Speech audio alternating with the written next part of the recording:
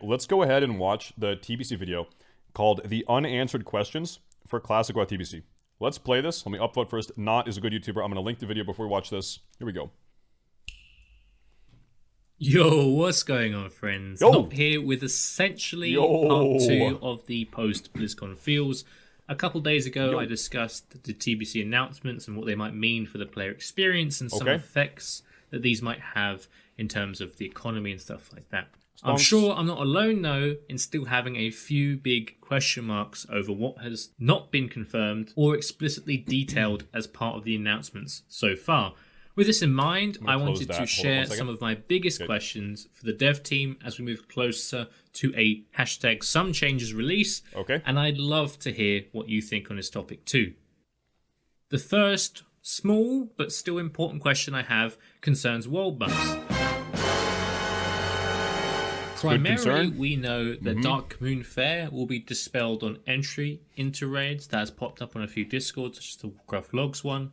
And also, we know that Blizzard are keen to level limit the world buffs as they were at the time. But there's been no further detail. But simply cutting out these vanilla world buffs won't be sufficient, to be brutally honest. Remember this, pretty demon, from a few videos ago? When I was 12... Pretty. When I was 12, I leveled my first Warlock.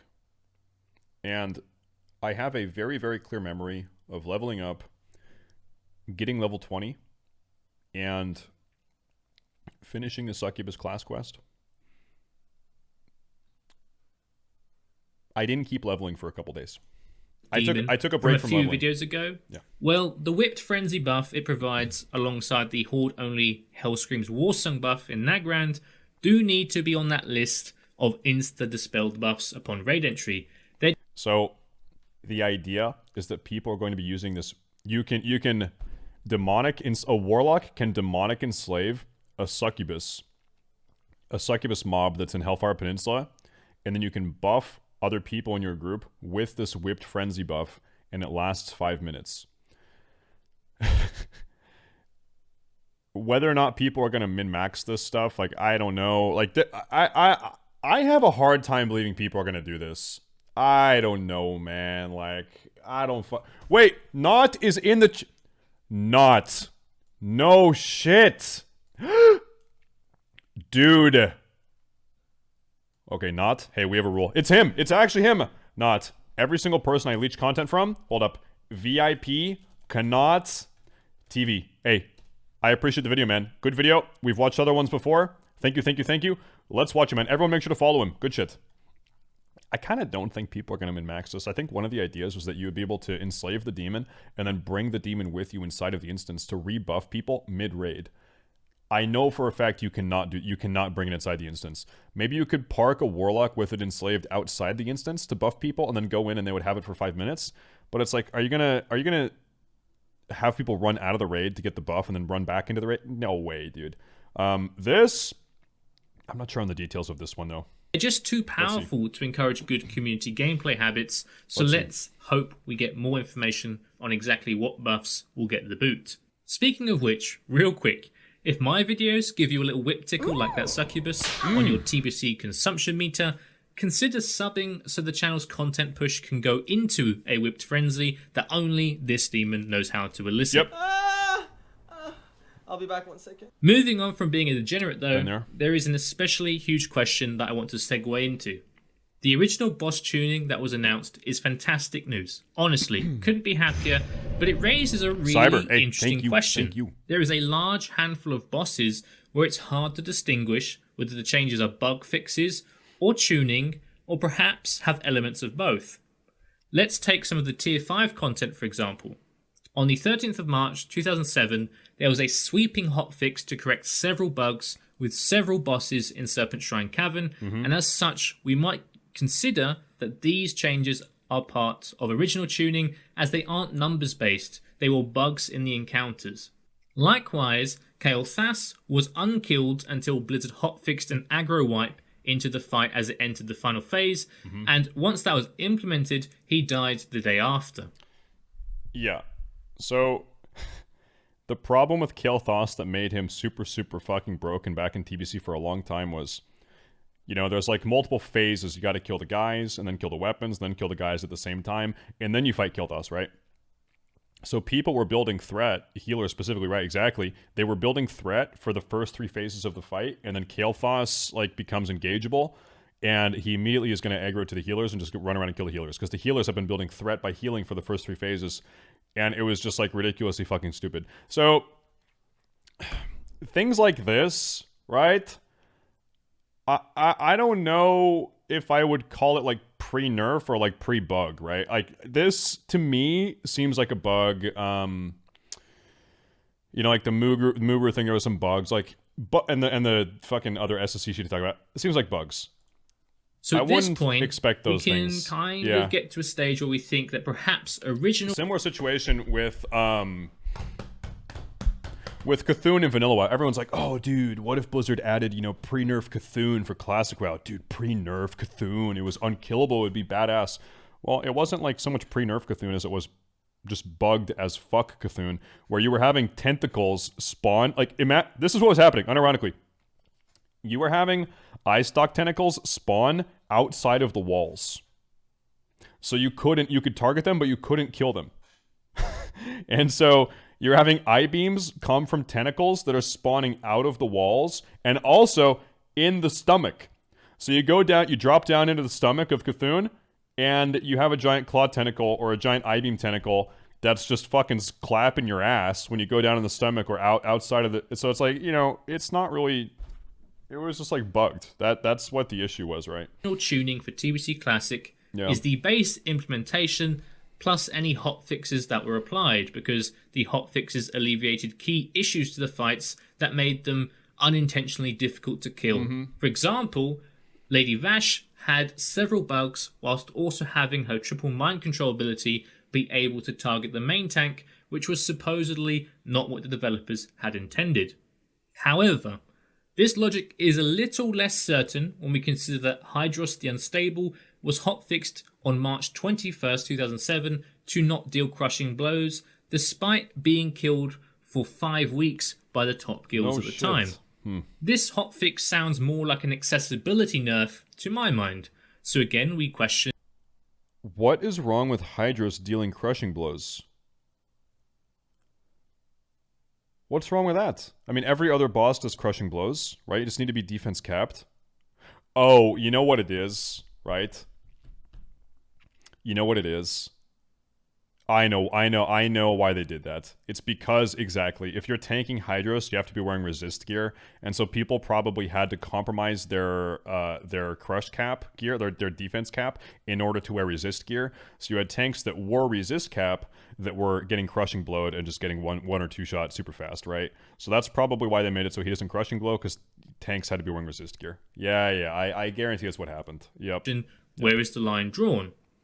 Now, there is even more uncertainty to delve into, and to do this, we're going to have story time with Not, so we can really start scratching our head. Around the week of the 14th of March 2007, Nihilum, Method, and Death and Taxes were vying for a world first kill on Lady Vash, but were ultimately stuck at around 25 to 40% pulls.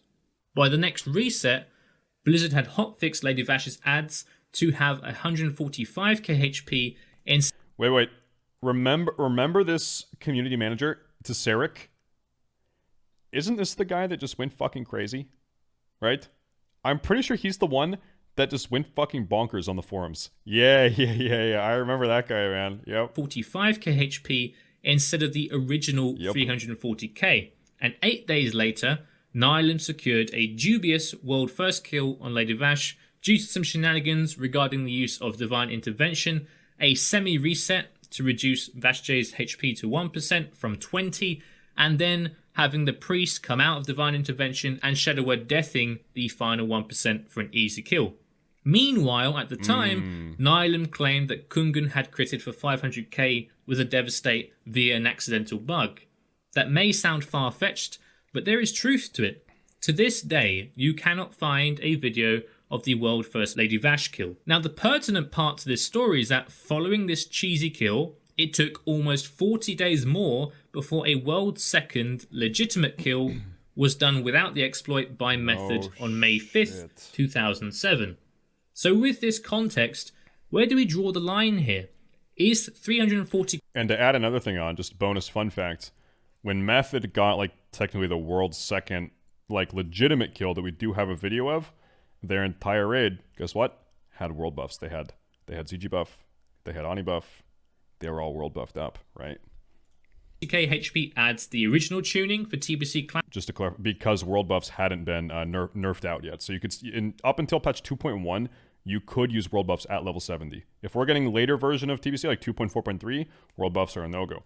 Classic, since, hey, we've all got 14 more years experience as gamers. Or do the struggles of a legitimate kill, even with the 145k HP adds, suggest that 340k was a design error and as such closer to a bug fix than a standard boss nerf?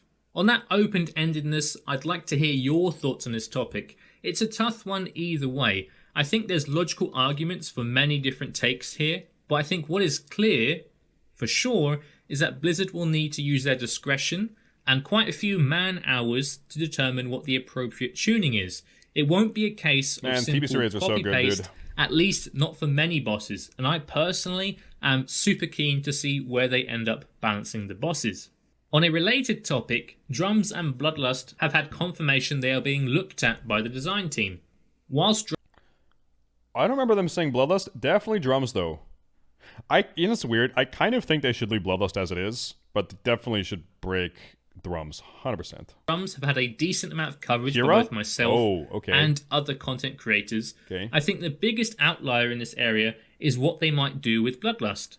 Now, in case you aren't super familiar, the real issue with Bloodlust in TBC is that it doesn't give the sated debuff. It just has a 10-minute cooldown. So you can, in theory, swap shamans around in your raid groups mid-combat to keep your highest DPS group with a huge Bloodlust uptime. The first thing I wanted to point out is that it's positive news that they're just looking into this. It shows that they actually know what some of the key issues might be in terms of the gameplay experience as we head into TBC. As you can imagine, this is not only going to skew logs and personal performance metrics to insane levels of sweaty, but it would also trivialize some encounters that are designed as damage checks. The obvious solution is to just slap the sated debuff, and I suspect that is what they will likely do in the end. But what I wanted to sort of bring up to the wider TBC community is there any other options? Is there a more refined way to prevent Bloodlust being abused to an extreme degree? My personal thought, initially at least, is that just locking raid groups in combat would at least fix permanently lusted groups inside of a raid team. But then again, the counter argument is that it might still have potential to push the shaman stacking beyond 5 if the math says it's the best option for that encounter. Very true. So yeah, this is more of an open-ended one where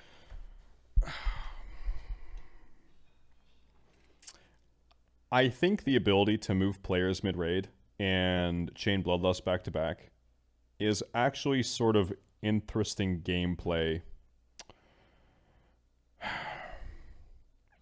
that would change, like, you know, if there's a melee heavy fight or a caster heavy fight, like you might change chain, or like an AoE heavy fight versus a single target fight.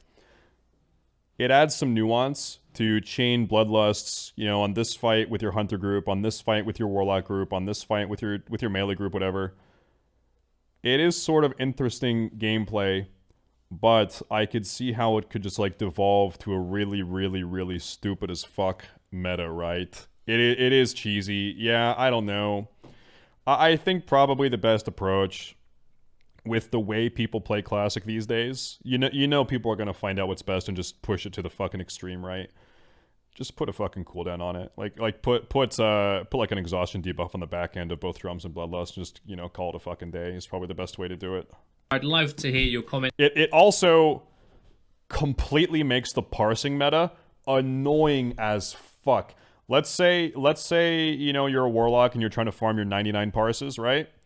It's like, okay, you know there are going to be other guilds that are, just for the sake of parsing, they're going to chain 5 Bloodlust back to back to back on the Warlock group to get 99 parses for the Warlocks. So if you're not in a guild that's willing to chain 5 Bloodlust back to back on the Warlocks on this fight, you are 100% blown the fuck out of ever getting a 99 parse.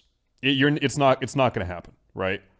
It's just impossible. So the parsing meta would be completely stupid as fuck also with chaining Bloodlust. It'd be really annoying. So whether there's any innovative ways that you can think of other than sated. I'm not saying there's a problem with having the sated debuff, but it would be interesting to know whether there are any alternatives that Blizzard might look into. Now, going to a completely different... Who cares about parses? Honestly, like, I don't know about you guys. The only reason I care about getting gear in a raid is so I can parse. If not for, you know, parses necessitating gear, I don't care about gear. My entire purpose of raiding, I like to parse. I like to try to perform as well as I can and see what I can do. I like to get my 99s. If not for parsing, I would be totally apathetic towards gear. I wouldn't give a fuck about it. Different side of things, more to do with gearing and the overall experience of progressing the content. We were told that 2.4.3 will be the basis of all class tuning, but what about professions and quest areas? To give you a brief overview, there are changes to areas such as Sketis in Terrakar, Bashir Landing in Blade's Edge Mountains, and the Heap in Netherstorm that have a significant impact on gearing and reputations depending on when they are available. For context, the benefits of these areas were added in 2.1 and 2.2 respectively, which would put them in Phase 3 and Phase 4 roughly. In the case of Sketis, the Shatari Skyguards were released, as well as a Shatari Skyguard hub at Bashir Landing in 2.1, which adds some mounts, a decent trinket or two, and the depleted items to the game, which would be very impactful on the early gearing process for sure. Likewise, the Heap in Netherstorm was populated with ethereals in 2.2 in a way that made Consortium rep way simpler to grind, and as such would alter how quickly we can obtain the Relentless Earthstorm Diamond Cut. Okay, obviously this is a deviation from how it happened back in the day. Is there a problem with having Shatari Skyguard and Ogre Law added in Phase 2, which is T5 content, and then having Netherstorm added in Phase 3, which is Black Temple? Is there an issue with that? I think that kind of... it's nice to have like a little bonus content drop each phase that's more than just the raid, right? Just gate it like the patches. I'm trying to remember right. If they gate it with the patches, then all 3 reps are added with Black Temple, which is Phase 3, which means for Phase 1 and Phase 2, which is potentially like 8 or 9 months of content, there's no dailies, and you don't have those reps. So do you want it such that you have no daily quest to farm gold for the first 8 months of TBC? Or would it be better to kind of break them up and add them at different times? I think probably with Phase 5 content, with T5 content, which is Phase 2, I think it's probably best to have Shatari Skyguard and Ogre Law, and then Phase 3 is Netherwing. I think that would be a little content bump that would be nice, right? As well as some of the staggering content classes is good, yes, it's useful generally. for. On top of this, things like the first engineering goggles were added in 2.1 as catch-up gear and to help engineering become more appealing to players, because prior to then, it was very, very underused.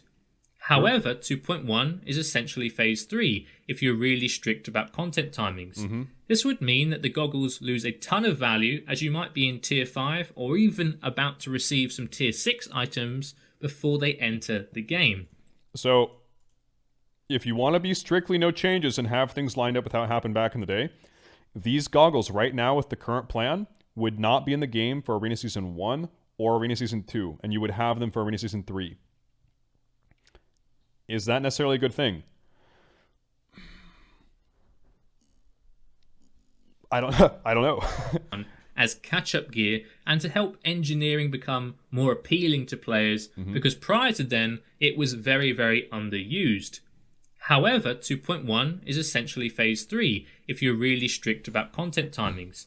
This would mean that the goggles lose a ton of value as you might be in Tier 5 or even about to receive some Tier 6 items before they enter the game. I think maybe Adam Similarly, the items from the content, aforementioned hubs in 2.1 have far more value the earlier they are introduced and would be able to change gearing paths for many specs in the early game if they were available in Phase 1. A good example of this is the depleted badge from the Bashir landing content. It gives the badge of tenacity, which is a super nice trinket for feral tanks, particularly early on. If it were released with tier 6 or with Zalaman, it'd still be very good and actually quite competitive, but definitely to a lesser extent because you just have far more strong options available compared to the relatively weak options for feral tank in the early game. So ultimately what I'm trying to highlight here is that whilst we know a fair amount about the vision of the dev team for TBC Classic, there are a lot of subtle details that are yet to be confirmed, and you can bet that I'll make a video pointing out the consequences once we do know. But until then, I'd be super curious to know how people feel about it. Do we want changes to extend to releasing good blues and rep items early because they have more value early and generate more interesting decisions? Or do you think they should keep those items at bay till later phases as catch-up gear for alts or players that play more casually? That is my final question to the TBC community though. I've come to the end of my personal question marks, at least, surrounding TBC launch. As I mentioned before though, I'm really positive about how Blizzard have begun to outline things for TBC Classic. Hashtag some changes is definitely the way, but there's plenty more interesting junctures for them to decide upon and announce to us moving forward. And obviously that means that there are some risks they could make some mistakes, because ultimately so many of these decisions will be impactful on how we play in one way or another. But until we get more information, I will see you next time, hopefully in your notifications. This is a very good video. I'm gonna link it here again, guys. This is Knot. Let me read the comments here real quick. Let me see. Yeah, I think the two big questions we saw here as far as gear or like the dailies, I think to me it makes sense. Shatari, Skyguard, and Ogrelaw is phase 2, which is tier 5 content. And then Netherwing is tier 3. I think having like a little extra content drop to keep people engaged with something to do each phase. The more you have to look forward to with each phase is a better thing. It keeps people happy, it gives you stuff to look forward to, right? So I think that's my take. And as far as what was the final, the goggles? I don't know. Like, I think maybe Adam with tier 5 content. That's one there's no like perfect answer for that.